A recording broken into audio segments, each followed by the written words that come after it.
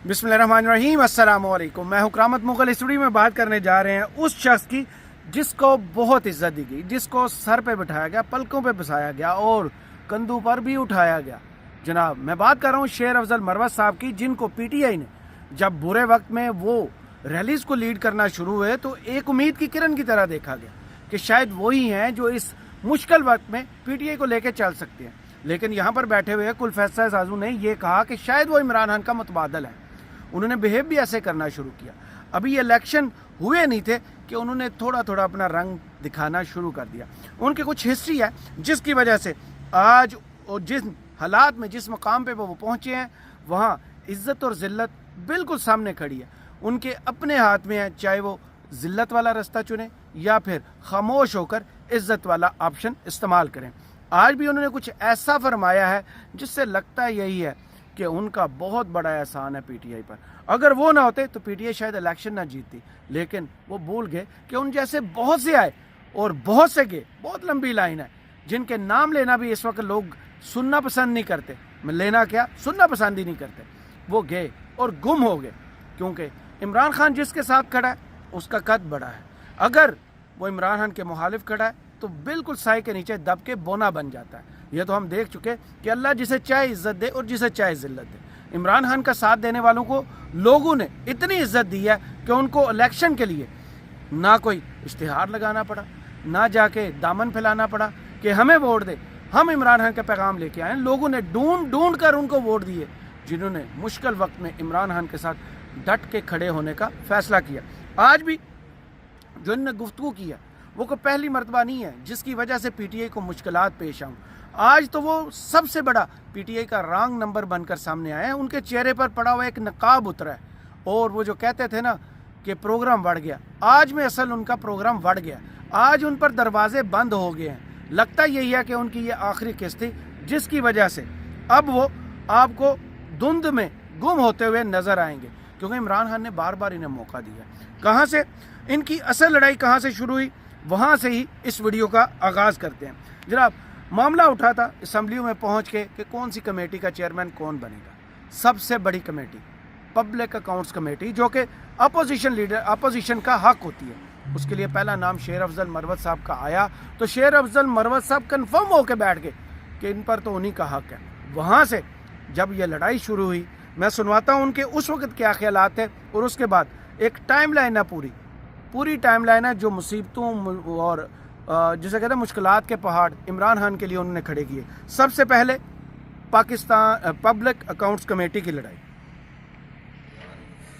मैं अफसोस ही कर सकता हूँ क्योंकि खान साहब नहीं चाहते हैं कि क़यादत आपस में बयानबाजियों में मुलविस हो। नंबर 1। नंबर 2 बात ये है कि शिबली साहब को भी पता है और परसों ही उमर अयूब खान की मौजूदगी में खान ने दोबारा इसका इरादा किया। जब से पीएसी की ये प्रपोजिशन आई है, खान ने मेरा नाम दिया, किसी और का नाम दिया दिया ही नहीं है और ये मैंने मांगी भी तो नहीं थी। दूसरी बात ये है कि इसमें सुबैयत का एलिमेंट शामिल करना, खान ने कभी पंजाब के पी सिंध की बात की नहीं है। ये कहाँ से आया नाम साहब, हमें का नाम कहाँ से आ गया जो आज भी शिबली साहब कहते हैं दामन का। ये वो ये कि जब ये खान साहब से मिलने गए तो शिबली साहब ने खान साहब को बताया कि शराफत के नाम पे स्पीकर को इतराज़ात है, तो लिहाजा मुतबादल नाम आप दे दें। अमित राजा साहब भी उस जगह में उस मीटिंग लगा गए हुए थे, तो वहाँ पे खान साहब ने ये कहा कि भाई जब उनका ये काम ही नहीं है कि क्योंकि ये सब अपनी मेरा है, तो लिहाजा उनको पब्लिकली ऑफिशियली अनाउंस करने दे कि हमें ये कबूल नहीं है, तो इसके बाद मैं सोचूंगा। तो जब ये बात मुझ तक पहुंची तो इसके बाद चीफ विप को अमित राजा साहब ने और शानदार गुलजार और ज़ैन कुरैशी साहब स्पीकर साहब के पास गए और स्पीकर साहब ने कहा मैंने कभी ये बयान दिया ही नहीं है, तो लिहाजा जनाब, ये लड़ाई शुरू हुई थी पब्लिक अकाउंट्स कमेटी के चेयरमैन बनने से। जब साहबजादा हामिद जरदारी साहब का नाम इनके मुकाबले पे आया, इन्होंने अपनी लॉबिंग की। इनकी एक मुलाकात पकड़ी गई जो कि ख्वाजा आसिफ से हुई। ख्वाजा आसिफ से मुलाकात की जब खबर इमरान खान तक पहुंची तो उन्होंने इन्हें झाड़ा, उन्होंने इन्हें समझाया, एक मौका दिया, लेकिन ये फिर भी नहीं रुके। ये आगे ही चलते रहे, इमरान खान के लिए मुश्किलात खड़ी करते रहे और ये बार बार पहचाने भी जाते रहे। हमारी ही आंखें शायद बंद थी, हम रॉन्ग नंबर कहते रहे, लेकिन जब ये पानी सर से ऊपर गुजर चुका है तो अब इन्होंने असल रंग दिखाया। उसकी तरफ आते हैं, लेकिन उससे पहले ये माजी में क्या कुछ करते रहे वो आपको बताना, एक रिकॉल करना बहुत ज़रूरी है। सबसे ख़तरनाक बयान रजीम चेंज में अमेरिका के साथ साथ सऊदी अरब का हाथ था। ये थी वो सबसे बड़ी मुश्किल जो इमरान खान के लिए शेर अफजल मरवत ने खड़ी की। यही दो ममालिक हैं, सऊदी अरब और अमेरिका, जिनके ताउन से तो रजीम चेंज ऑपरेशन हुआ है। आप सऊदी अरब को भी इम्प्लीकेट कर रहे हैं बीच में? डेफिनेटली कंडूट का किरदार अदा किया है सऊदी अरब ने।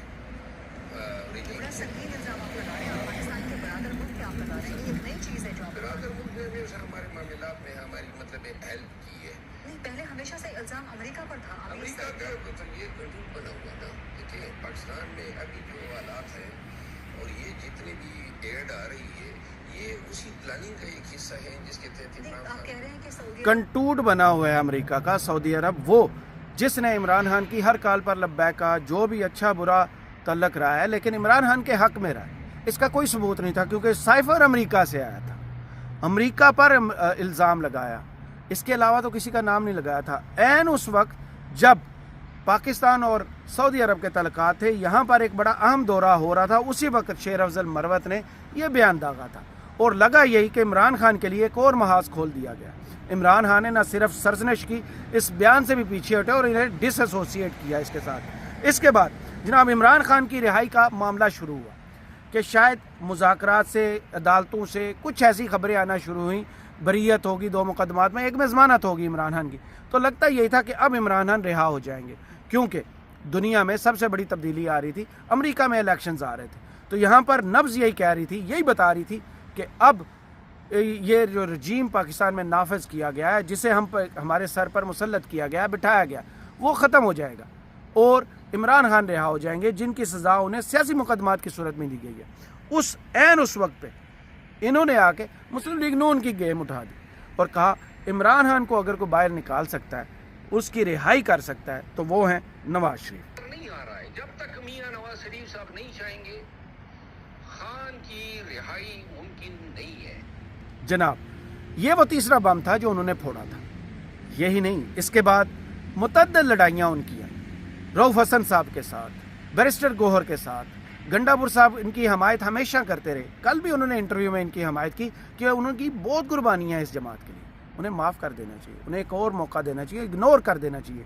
लेकिन आज जब वो इस्लामाबाद प्रेस क्लब के अंदर थे, वहाँ उन्होंने मीडिया से गुफ्तगू की। लेकिन इससे पहले जो इस्टेब्लिशमेंट चाहती है, जो इस वक्त हुकूमत चाहती है, जिसकी वजह से मुज़ाकरात आगे नहीं बढ़ रहे, उस वजह से कि इमरान खान का ट्विटर खामोश कराया जाए, किसी तरीके से इमरान खान की वो तार काट दी जाए जिसकी वजह से इमरान खान की असल बात जो है, हकीकी बात जो है, वो अवाम तक पहुंचती है, उनके वर्कर्स तक पहुंचती है, जिसको सुन के वो मोटिवेट होते हैं, वो लाइन काट दी जाए, इनका सोशल मीडिया खामोश करवा दिया जाए। किसी तरह से इमरान खान का ट्विटर अगर बाहर से चल रहा है तो उसे पाकिस्तान में लाया जाए। तो सबसे पहले किसने आवाज़ उठाई? शेर अफजल मरवत। और शेर अफजल मरवत के साथ हम नवा बने फवाद चौधरी। यही नहीं, और बहुत सी अपोजिशन की तरफ से अब तो खुल के बातें आना शुरू हो गई हैं कि जनाब इमरान खान का ट्विटर बंद हो जाए तो ये जो मुज़ाकरात की आजकल वो ट्रक की बत्ती के पीछे लगाया हुआ, वो शायद आगे चल पाए। हालांकि हुकूमत खुद नंगी होकर सामने आ गई है कि उनके हाथ में कुछ नहीं है, वो तो अडयाला से एक मुलाकात नहीं करवा सकते, वो तो गेट नहीं खुलवा सकते। उनकी आपस में अब एक दूसरे पर इल्ज़ामात लगे हुए हैं कि ये खुलवाएगा, इसकी जिम्मेदारी है। अब देखें, एक नया पत्ता तो फेंका गया पीटीआई की तरफ से कि 12 और 13 जनवरी को वो मुज़ाकरात करवा दिए जाएँ, अगली बैठक रख ली जाए। लेकिन 13 जनवरी तो वो दिन है जिस दिन इमरान खान के 190 मिलियन पाउंड केस का फैसला सुनाया जाना है, जिसको 2 बार पहले मौखर किया गया है। अब अगर 13 को हुकूमत मानती है, यानी बरोज़ सोमवार, तो फिर क्या फैसला आएगा या नहीं आएगा, या फिर पीटीआई ने एक सियासी चाल चली है और बड़ी उम्दा चाल चली है कि फिर देख लेते हैं, चेक कर लेते हैं ये मामला आगे बढ़ेगा या यहीं रुकेगा। अब आते हैं सोशल मीडिया पर जो शेर अफजल मरवत ने बयान लगाने की बात की थी, वो खुद इनकी ज़ुबान से। पार्टी का जो सोशल मीडिया का सुसन इमरान खान साहब का वो पाकिस्तान से ऑपरेट होना चाहिए, क्या ऐसा होना चाहिए? ये बात दूसरी उनकी पाकिस्तान से सेपरेट होना चाहिए, क्योंकि सोशल मीडिया के हवाले से काफ़ी बहुत सारे इतराज़ात लग रहे हैं, इल्ज़ाम लग रहे हैं। एक ऑफिशियल मीडिया है और एक वॉलंटियर्स हैं। जो वॉलंटियर्स हैं उसमें बहुत सारे लोग जो हैं वो अब पार्टी की ठेकेदारी के दावे कर रहे हैं, कलम गलत हुए हुए लीडरशिप को बता कर रहे हैं, हर एक को कंप्रोमाइज़ का जो है फतवे दे रहे हैं। ऐसे लोगों ने जो है हमारा भी नाम में दम किया हुआ है और पार्टी को चाहिए कि चंद अकाउंट होल्डर्स जो जिसमें कुछ लोग साफी अपने आप को खिलवाते हैं, इन हवाले से एक दो का पैगाम दे, एक दो पैगाम दे। इन्होंने हमारी नाक में दम किया है, इनके नहीं, अपोजिशन की, जो पीटीआई की मुखालफ से में खड़े हैं, उनकी नाक में दम किया हुआ है, क्योंकि वो लोग नहीं मान रहे।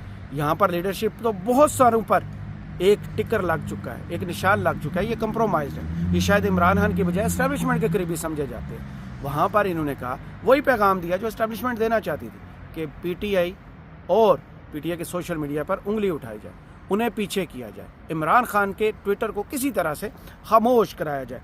آج جب یہ سامنے آئے تو ان کی وہ جو کیا کہتے ہیں پنجابی میں تو اسے شوخہ کہتے ہیں, بہت زیادہ شوخے ہو جاتا ہے نا میڈیا کو دیکھ کے. یہ انہوں نے پھر اتنی لمبی زبان کا استعمال کیا ہے جس کا انہیں اب خمیازہ بھگتنا پڑے گا, قیمت ادا کرنا پڑے گی. انہوں نے کہا کہ علی مین گنڈا پور سے تو میں نے وعدہ کر لیا کہ میں اب کوئی بیان نہیں دوں گا, لیکن اگر پارٹی میں سے کوئی مجھ پر کسی نے بیان داغا تو پھر میں اسے گھر تک چھوڑ کے آؤں گا. امین خان کے ساتھ وعدہ کیا ہے کہ میں پارٹی کے کسی عہدیدار کے خلاف کوئی بیان نہیں دوں گا, لیکن اگر کوئی بیان دے گا تو سن لیں دونوں کانوں سے سن لیں. اگر کوئی بیان دے گا میں قسم اٹھاتا ہوں عزت کے لیے جیے ہیں, عزت کے لیے مریں گے, کسی کی مجال نہیں ہونی چاہیے. اگر بیان دے گا تو بیان کے ساتھ بیان کو سود سمیت واپس کروں گا, چاہے وہ کوئی بھی ہو. یہی نہیں, یہ زبان جب چل رہی تھی تو بہت تیزی سے چل رہی تھی, اور اندر کی جو جسے کہتے ہیں نا اندر ان کے جو کچھ پل رہا تھا, جو لاوا پک رہا تھا, وہ باہر نکل آیا. انہوں نے جو آج بم پھوڑا ہے, جو کہ انہیں شاید زبان پر کنٹرول ہوتا تو یہ نہ کہتے. انہوں نے کہا کہ پھر تو سمجھو, شیر افضل مروت نے کہا کہ پارٹی کا مجھ پر قرض نہیں, میرا پی ٹی آئی پر احسان ہے. اگر میں کمپین نہ چلاتا تو پارٹی کو کھمبے بھی نہ ملتے. وہ جماعت جس کے 2400 سے زیادہ اتنی پابندیاں, اتنے ظلم کے باوجود نامینیشن پیپر جمع ہوئے, اس کے بارے میں شیر افضل مروت یہ کہہ رہے ہیں کہ اگر وہ نہ ہوتے تو ان کو کینڈیڈیٹ نہ ملتے. میں نے تو پارٹی کے لیے خدمات کی تھی, پارٹی کا مجھ پہ قرض نہیں تھا. بتاتا ہوں کسی ایک کا مجھ پہ رتی برابر احسان نہیں ہے. میں اگر اٹھا ہوں اور پارٹی کی پوری کمپین چلائی ہے, قسماً کہتا ہوں یہ کمپین نہ چلاتے آپ کو کبھی بھی نہ ملتے, کمپین چلائی اس دور میں الزام لگاتے ہیں کہ یہ اس کو موقع دیا گیا. مجھے موقع دیا تو وہ لاکھوں لوگ جو میرے ساتھ نکلے یہ ہم سب ملے ہوئے تھے. یہ جو پرچے, یہ جو گولیاں, کچھ نہیں. پھر الزام لگایا شکاگو میں آرمی چیف جا رہا تھا تو میں نے ان کو احتجاج سے روکا, شک روکا تھا, لیکن یہ میرا فیصلہ نہیں تھا, یہ کور کمیٹی کا فیصلہ تھا جو میں نے کنوے کیا شکاگو کی تنظیم کو. اب ان کو جب جب موقع ملا انہوں نے بم تو پھوڑا, اور جب جب خدمت کرنے کا موقع ملا یا تو یہ بیڈ پہ لیٹے یا روپوش ہو گئے. 24 نومبر کو یہ آئے F8 کے پاس, کارکنوں کے ساتھ تصویریں بنائیں اور غائب. لاہور والی کال تھی, بیڈ پر لیٹ رہے, بیماری پر تو کوئی شک نہیں کیا جاتا, یہ بیمار ہو گئے. اسلام آباد میں جب ان کی ذمہ داری لگی تھی کہ 26 نومبر پر وہ جلسہ کرنا ہے سنجانی سے پہلے, تو یہ روپوش ہو گئے تھے.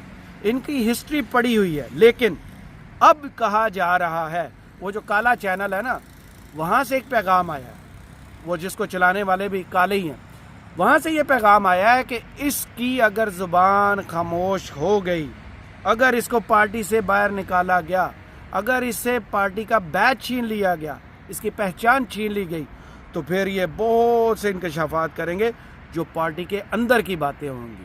اس سے فرق کیا پڑے گا؟ ایک لمبی لسٹ ہے. آپ شروع ہو جائیں, جاوید ہاشمی صاحب جب چھوڑ کے گئے تھے, جسٹس وجیز جب چھوڑ کے گئے تھے, عائشہ گل الہی کو یاد کر لیں. کتنے ایسے لمبے لوگ, کتنی لسٹیں, فیاض الحسن چوہان, فردوس عاشق بان, ان کو تو لوگوں نے 60 ووٹ نہیں دیے, لوگ الیکشن سے بھاگ چکے ہیں. یہ کس کھیت کی مولیاں؟ اب یہ جو کیا ہے, اب دھمکی سنیے کیسے ہے. مروت صاحب کے ساتھ جو کچھ ہو رہا ہے ایک عجیب سی بات ہے, کیونکہ اس میں کوئی شک نہیں. دیکھیے مروت صاحب کی جو اپنی بیسائکی ہے یا ان کی جو اپنی ایک اپروچ ہے, وہ اسی طرح کی ہے کہ جو ان کے دل میں بات ہوتی ہے وہ کر دیتے ہیں, اور کسی طرح کا کوئی اس میں کوئی پردہ نہیں رکھتے, اور بالکل کھلی سی باتیں وہ کرتے ہیں. حکومت کے لوگوں کے ساتھ بھی ان کے بڑے اچھے روابط ہیں, جو کہ I think P T I کو استعمال کرنے چاہیے اپنے حق میں. لیکن انفارچونیٹلی پی ٹی آئی اس کو اپنے حق میں کیا استعمال کر رہی ہے, بلکہ ایسا لگ رہا ہے کہ حکومت کی طرف اور ان کو منتقل کر رہے ہیں, اور ان کو اور زیادہ ایک طرح سے ان کو مجبور کر رہے ہیں کہ وہ کچھ ڈراسٹک ایکشن لیں. اگر دیکھیں ان کی رکنیت معطل ہو جاتی ہے, کچھ ہو جاتا ہے اور کوئی پارٹی سے بے دخل کر دیا جاتا ہے, تو مروت صاحب آئی شور یہاں رکے گی نہیں, بلکہ ان کے جو بیانات ہیں وہ اور زیادہ تیز بھی ہوتے جائیں گے, اور زیادہ سخت بھی ہوتے جائیں گے, اور وہ بہت سارے مزید انکشافات بھی کر سکتے ہیں. بہت ساری اندر کی باتیں بھی پی ٹی آئی نہیں کر سکتے, جو کہ شاید پی ٹی آئی کبھی بھی نہیں چاہے گی کہ وہ باتیں سامنے آئیں. جو پی ٹی آئی کبھی بھی نہیں چاہیں گی وہ باتیں سامنے آئیں.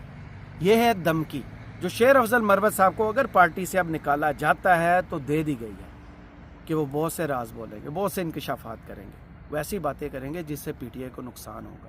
لیکن وہ بھول گئے, جس کا ذکر میں پہلے بھی کر چکا ہوں, کہ بہت سے آئے اور بہت سے گئے. پارٹی بھی اسی طرح قائم ہے, توڑنے والے تھک چکے ہیں, پارٹی کا لیڈر بھی ڈٹ کے کھڑا ہے, وہ جھکا نہیں ہے, وہ ڈھیل نہیں لے رہا, لیکن یہ ہے کہ ٹرائیاں کرنا نہیں چھوڑ رہے. بار بار ناکام ہوتے ہیں لیکن ماننے کو تیار نہیں ہے کہ وہ بندہ ان سے تگڑا ہے. کرامت مغل کو اس ویڈیو سے اجازت دیجیے. اپنی دعاؤں میں مجھے یاد رکھیے گا اور کمنٹس باکس میں ضرور بتائیے گا یہ ویڈیو آپ کو کیسی لگی.